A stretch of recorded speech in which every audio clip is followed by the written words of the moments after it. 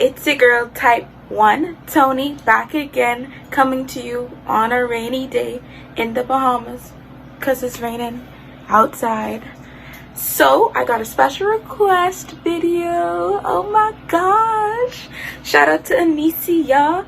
She asked me to do a video on what you can do to help your diabetic friend, or to understand your diabetic friend and things of that nature, especially because now we are under lockdown in the Bahamas and we do have like the whole quarantine and coronavirus thing going on. So it's like, what can you do to help your diabetic friend, whether it be type 1 diabetes, type 2 diabetes, pre-diabetic, all those kind of stuff. Just things that a little idea on what you can do to help them understand and make this whole change a little easier. So let's get into the video. Thing number one that I would always recommend is learning terminology. Learning terminology is one of the easiest things you can do to make it easier to understand what the person is talking about. For example, if I'm like, oh, I'm having a hypo. Hypo is short for hypoglycemia, which technically just means low blood sugar. So that means you just need more sugar in your body because you have a little sugar in your body. For example, once you're in hypoglycemia and you're having a low blood sugar, that's 70 and under. So if they be like, oh my gosh, I'm having a hypo, I'm having a low blood sugar, you don't go and tell them, hey, take some insulin, because insulin brings sugar down. Or you don't tell them, hey, go take your medicine, because your medicine will lower the sugar even more. You see? So knowing the difference right there, what a low blood sugar is, can play a big impact on how you respond to them. And then we have also the term hyperglycemia, which means that I am hyper, being hyper as in having a bit more. So my blood sugar is higher. So I'm having a high blood sugar. So when you have a high blood sugar, you don't go and be like, hey, drink a juice. No. You'd be like, hey, let's go exercise, let's drink some water, let's take our insulin, or let's take our oral medication, or whatever, or however your medicine is prescribed, and go from there. So you don't give someone who's having a high blood sugar anything to raise it higher, which is basically anything that is sweet or carbohydrate related or things of that nature. And when you're having a low blood sugar, you don't give them anything that's gonna make it lower, like insulin or medicine and all this kind of stuff. I'm doing a lot of hands action, but yes, that's the first thing that I would recommend, is learning terminology. And what I'm going to do, I'm going to make a separate video coming up soon with just a bunch of other fancy terminology which you should know when you're dealing with diabetes and things of that nature. Yeah, so if their blood sugar is low, remember, juice is their best friend. If their blood sugar is high, walking, drinking lots of water, taking medication, making sure that you're not eating too much carbs at mealtime and all that kind of stuff can play a big role in all that kind of things. So just check up on your friend, be like, hey, you know, I heard you say your blood sugar is low, here's a juice. Or you could even bust them with, hey, I hear you have hyperglycemia right now, you took your insulin or something like that, you know, make it sound fancy. And number two, and this is what I would recommend for not just any diabetic friend, but friends in general, check up on them during this quarantine. It is taking a toll on introverts, especially, not introverts, extroverts especially, people like me who get energy from other people and go outside and mingle and all that kind of stuff. Check up on your friends. And I feel like right now is really a harder time for people with diabetes, because there are people who are in the positions where it's like, I don't know where my next insulin is coming from, or I don't think I have enough syringes to last me if this lockdown goes any further and I don't have work and things of that nature. So check up on them, be a voice to hear, be a voice to listen, be like, hey, I think, you know, you might be going through a tough time, you want to talk about it. Or even if they don't want to talk about it, just spend some time, talk to them, get their mind off of things, and it'll be a lot better. Yeah. So talk to them, check up on them, make sure they're good. And even after this is over, still check up on your diabetic friend. Be like, hey, type 1 Tony, what's up? Are you good? You know, link up.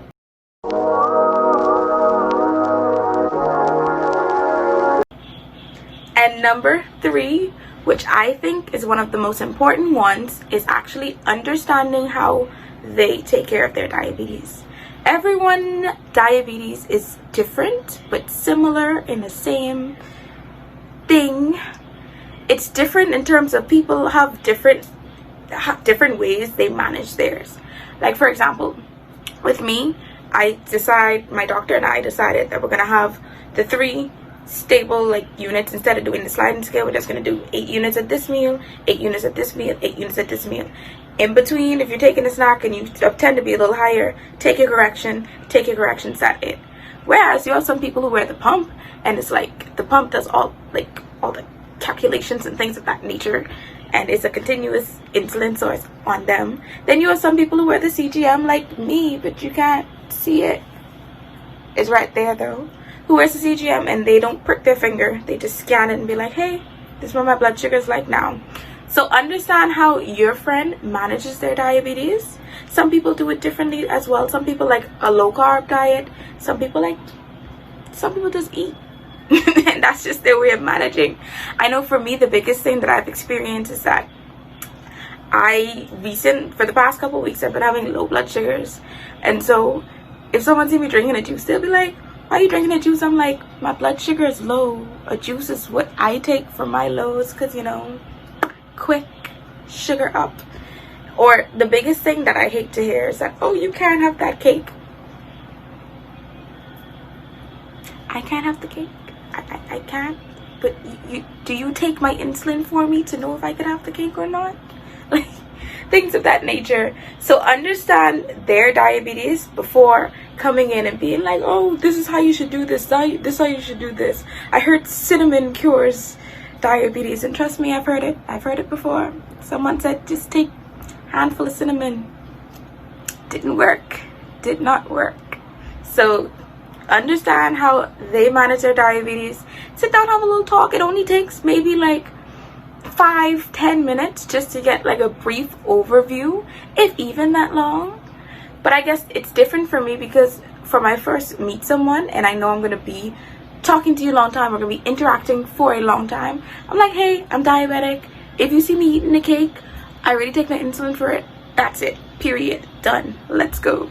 So yeah, just understanding how they manage their diabetes before coming and be like, oh, you should do this. I heard Bob did this and this happened. But it's like me and Bob have different bodies. So yeah, no.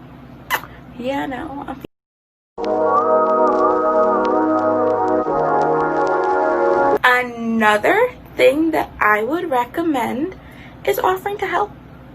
Like sometimes, not gonna lie, I really don't be about it. And I'm just like, do I really have to get up today and drive all the way? Because my pharmacy is on the other side of the island. Drive all the way to the other side of the island to pick up my sensors and then come all the way back home and do all this and do all that. Sometimes I just don't be about it. So I appreciate if someone be like, hey, you want to go to the pharmacy together? That way you don't get too lonely. You know, we could drive together. That's what me and my cousin used to do. Shout out to Kia. If I be like, hey, I want to go to the pharmacy and I don't feel like going alone, just pick me up, you know, scoot, and we're good. So things like that, the small things like that actually makes a big impact on making it easier and feeling that you have a community that actually be like, hey, we care, we're here, we in this together. You know what I'm saying?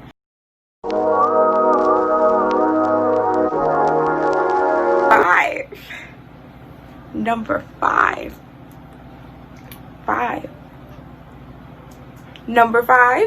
is keeping positive vibes. I'm looking on the side because this is where I have my list. But keeping positive vibes, keeping positive energy in general around anyone and making them feel welcome and at home. Of course, to make anyone feel better, but especially diabetics, you know, because this video technically is specifically for us. But keeping positive vibes, be like, hey, you know, don't be sad. You're going to be fine. Everything's good. Just keeping a positive energy. Because once you have that positive energy, it just rubs off. What they said, the term infectious smile. A smile is infectious. So if I shoot you a smile, like, and you shoot one back like, or if I tell you good morning and you tell me good morning back, guess what? Positive energy all around. The morning might not have been good, but guess what? You saying it to me may have made my morning good. So just keeping a positive energy and a positive aura and all that could turn a whole person day around. Not just diabetics, but everyone. Keep the positive energy.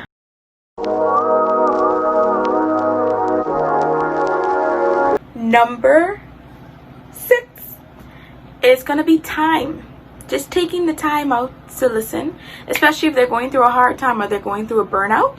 Just taking the time to listen and be like, hey, you seem a little off today. Are you okay? And if they decide to open up to you and be like, hey, I'm going through a little diabetic burnout. I really don't feel that well these days, Offer to be an ear to listen to, or even just sitting and spending time with someone could turn their whole day around. So just spending time, getting to listen and hear their stories and stuff like that could really turn someone around. It really could make someone's day better, especially when you're going through a diabetic burnout. A diabetic burnout is when you don't feel like diabetes ain't no more. You just don't feel it. Your blood sugars are high. I take all these insulin injections. My blood sugars are still high. And I have so much stress going on. I can't do this and I can't do that. And those are the days when you really need someone to take time out and be like, hey, let me listen to you. Let me hear what you said. I found a really good community on Instagram. Because normally if I'm having a bad diabetic day, I just go on Instagram like, hey, and I take a picture, show my blood sugars and be like, hey, not the greatest diabetes day. And then some of my followers, some of them I don't even know personally, but just because we share the same disease, the same illness, we end up connecting. And they're like, oh my gosh, that was me yesterday. I think I got a cold, so my blood sugar's a little off too. And you just start learning like that, keeping a whole time and taking time out just to hear someone and listen to someone's story could really make a big difference, especially for those who are going through diabetic burnouts or those who just feel like, why me? And that's what a lot of diabetics think about too, especially type 1. So like, why did my pancreas decide to not work, And just taking the time out to listen really could make a difference.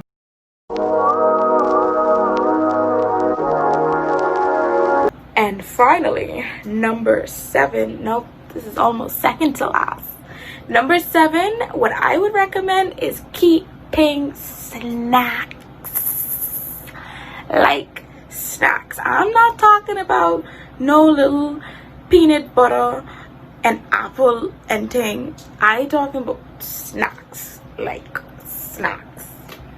If I come to you and I tell you my blood sugar is low, I don't want you to come out and take out a celery and give me a celery, because a celery is not gonna make my blood sugar be unlow. I want you to come and be like, hey, here's an apple juice. Here's a little mini apple juice. Like the little Mott's one. Here's a little mini apple juice. Try that. Or just keeping any kind of snacks is really something. My mom is always on point with that. She always has some kind of snack in a bag for me. Either a granola bar, a juice, anything. Even the glucose tabs, which I don't like. Sorry, not sorry. But the glucose tabs, what I don't like, even those she's keep for me, because she like, I know you're gonna be hungry. When I'm at work, guess what? Someone has snacks lying around. I'm gonna take your snacks. I'm gonna be like, hey, you eating this now? Okay, let me take this. But yeah, snacks, especially because for me, I don't carry snacks on me. So if my blood sugar's dropping low, I'm gonna run to a store and try and find a juice or something or anything of that nature. But most of the time, when I'm low, I don't keep snacks. It's because I just don't. I have a purse. I'm not throwing snacks in my purse.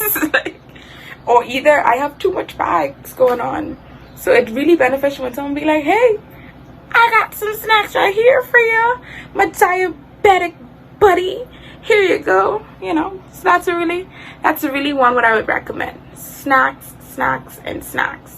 Now, ain't nothing wrong with eating celery and peanut butter and thing, but when my blood sugar low, I ain't trying to eat no celery and peanut butter. Yeah, you see?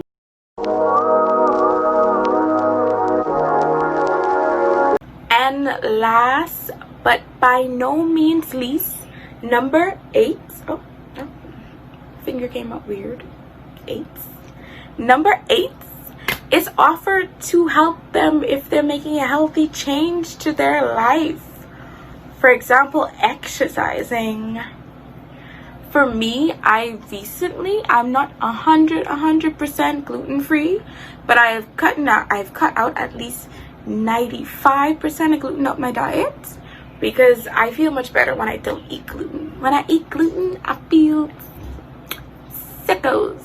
I feel a little sick, you know. I'm not the same Tony that you see. So a lot of my friends, they know I'm gluten-free, so they're like, oh, well, this restaurant has a gluten-free option, would you like to go there sometime? Or cool stuff like that, you know. Or even just offering to exercise with them is a big thing, because for me, I exercise, but boy, since the gyms are closed now, if I'm not going to a gym, I'm not gonna be exercising like that. So yeah, so to have a friend who keeps you accountable. For example, my friend Angelia, shout out to you, girl. She was at St. Leo's, yeah, before this whole thing, and every day me and her would check in. She'd be like, hey, you exercise today? I'm like, yeah, girl, you got them walks in today? And she's like, yeah, we got them in today. Or even me and my cousin Kia, shout out to Kia, we'd go exercising together around the little I don't know what I'm talking about, the little walkie thingies, like parks. Been stuck in quarantine that long, I can't even remember the name. Parks. We'd go walking around the park together, you know, just get those little exercise in, help them make the healthy changes that they want to. If they come to you and be like, hey, I cut out this and this, and these are the reasons why, or they just be like, hey, I don't eat this no more, you'd be like, okay, I got you, we cooled and all. So yeah, just offering, be like, hey, if you want me to be your little health buddy, I could be your health buddy. We could be health buddies together. Let's do it. So small changes like that actually encourages you to stay on the right track and, you know, try to keep the healthy life and all that fun stuff.